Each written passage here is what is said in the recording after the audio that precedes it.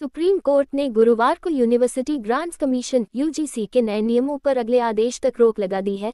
CJI Suryakant और justice Joy Mallya की bench ने कहा कि इसके प्रावधान स्पष्ट नहीं हैं और इनका गलत इस्तेमाल हो सकता है। कोर्ट ने ये टिप्पणी मृत्युंजय तिवारी, एडवोकेट विनीत जिंदल और राहुल दीवान की याचिकाओं पर की, जिनमें आरोप लगाया गया है कि नए नियम जनरल कैटेगरी के छात्रों के साथ भेदभाव करते हैं।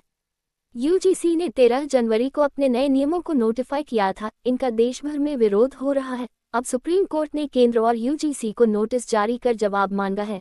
साथ ही नियमों का ड्राफ्ट फिर से तैयार करने का निर्देश दिया। कोर्ट ने कहा कि इस मामले में अगली सुनवाई अब 19 मार्च को होगी। सुप्रीम कोर्ट ने कहा कि फिलहाल 2012 के यूजीसी नियम देश भर में लागू रहेंगे। सुप्रीम कोर्ट ने गुरुवार को यूनिवर्सिटी ग्रांट्स कमीशन यूजीसी के नए नियमों पर अगले आदेश तक रोक लगा दी है। सीजेआई सूर्यकांत और जस्टिस जॉय माल्या की बेंच ने कहा कि इसके प्रावधान स्पष्ट नहीं और इनका गलत इस्तेमाल हो सकता है। कोर्ट ने ये टिप्पणी मृत्युंजय तिवारी, एडवोकेट विनीत जिंदल और राहुल दीवान की याचिकाओं पर की, जिनमें आरोप लगाया गया कि नए नियम जनरल कैटेगरी के छात्रों के साथ भेदभाव करते हैं। यूजीसी ने 13 जनवरी को अपने नए नियमों को नोटिफाई किया था। इनका देश भर में विरोध हो रहा है। अब सुप्रीम कोर्ट ने केंद्र और यूजीसी को नोटिस जारी कर जवाब मांगा है। साथ ही नियमों का ड्राफ्ट फिर से तैयार करने का निर्देश दिया। कोर्ट ने कहा कि इस मामले में अगली सुनवाई अब 19 मार्च को होगी। सुप्रीम कोर्ट ने कहा कि फिलहाल 2012 के यूजीसी नियम देश भर में लागू रहेंगे।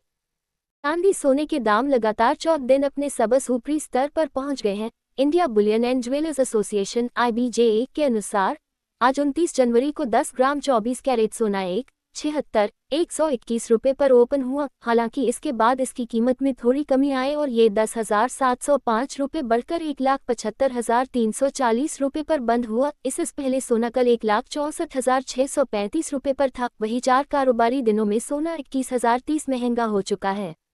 23 जनवरी को ये 1,54,310 रुपये प्रति 10 ग्राम पर था। वहीं 1 किलो चांदी की कीमत 21,721 रुपये बढ़कर 3,79,988 रुपये किलो पर पहुंच गई है। 4 दिन में चांदी की कीमत 62,283 रुपये महंगी हुई है। इससे पहले शुक्रवार को इसकी कीमत 3,17,705 रुपये किलो थी।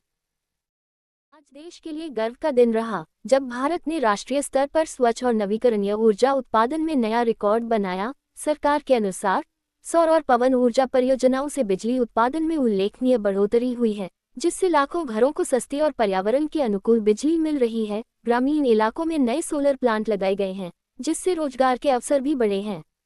विशेषज्ञों का कहना है कि यह कदम भारत को आत्मनिर्भर और हरित भविष्य की ओर ले जाएगा। इस पहल से न केवल प्रदूषण कम होगा, बल्कि आने वाली पीढ़ियों के लिए सुरक्षित और स्वच्छ पर्यावरण भी सुनिश्चित होगा। महाराष्ट्र के डिप्टी सीएम अजित पवार का बारामती के पास प्लेन क्रैश में निधन हो गया। उनकी मां आशाताई पवार उस वक्त टीवी देख रही थी। सदम से बचाने के लिए स्टाफ ने घर का केबल कनेक्शन काट दिया। बाद में रिश्तेदारों के फोन से खबर लगी, बारामती में सभी सदम में हैं।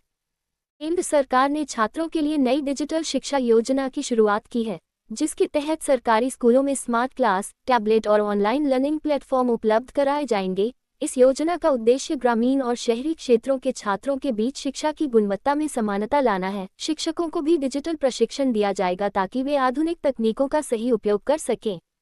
सरकार का कहना है कि इससे छात्रों को वैश्विक स्तर की शिक्षा मिलेगी और उनका आत्मविश्वास बढ़ेगा।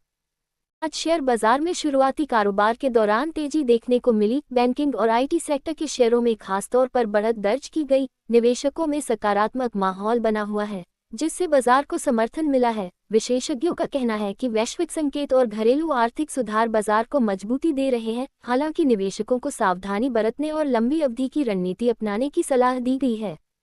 स्वास्थ्य मंत्रालय ने बच्चों और बुजुर्गों के लिए नई वैक्सीन गाइडलाइन जारी की है। इसके तहत टीकाकरण केंद्रों पर विशेष व्यवस्था की जाएगी ताकि सभी को समय पर टीका मिल सके। सरकार का कहना है कि इस कदम से बीमारियों की रोकथाम में मदद मिलेगी। डॉक्टरों ने लोगों से अपील की है कि वे अफवाहों से दूर रहें और केवल आधिकारिक जानकारी पर भरोसा करें। सरकार ने किसानों के लिए नई कृषि सब्सिडी योजना की घोषणा की है। इस योजना के तहत बीज, खाद और सिंचाई उपकरणों पर अतिरिक्त सहायता दी जाएगी। किसानों का कहना है कि इससे उनकी लागत कम होगी और उत्पादन बढ़ेगा। कृषि विशेषज्ञों का मानना है कि यह कदम ग्रामीण अर्थव्यवस्था को मजबूत करेगा। आवेदन प्रक्रिया को भी ऑनलाइन और आसान बनाया गया है। सरकार ने बढ़ते साइबर अपराधों को देखते हुए आम जनता के लिए चेतावनी जारी की है। लोगों को अनजान लिंक पर क्लिक न करने और अपनी निजी जानकारी साझा न करने की सलाह दी गई है। स्कूलों और कॉलेजों में भी साइबर सुरक्षा पर जागरूकता अभियान चलाया जाएगा। विशेषज्ञों का कहना है कि सतर्कता ही सबसे बड़ा बचाव है।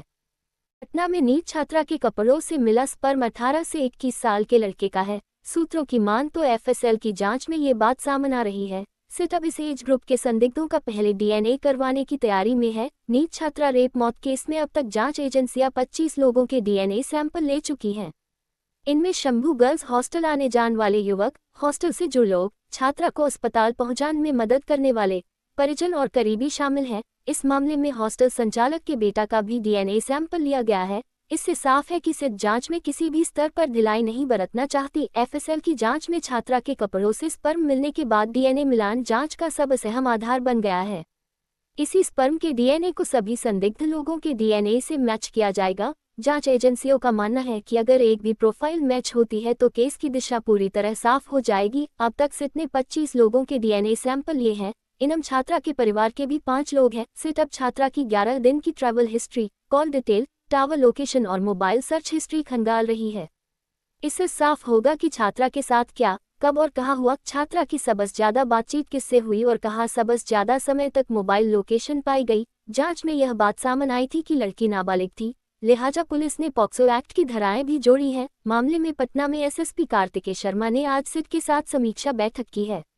इधर सेंट्रल रेंज के आईजी जितेंद्र राणा के अनुसार इस मामले में जांच का दायरा बड़ा है। कितने लोगों को डिटेन कर सिट इस प्रकरण में पूछताछ कर रही है, इस सवाल के जवाब में उन्होंने डिटेन किए गए लोगों की संख्या तो नहीं बताई, लेकिन इतना बताया कि जांच के क्रम में जो भी संदिग्ध सामने आ रहे हैं उनसे पूछताछ की जा रही है।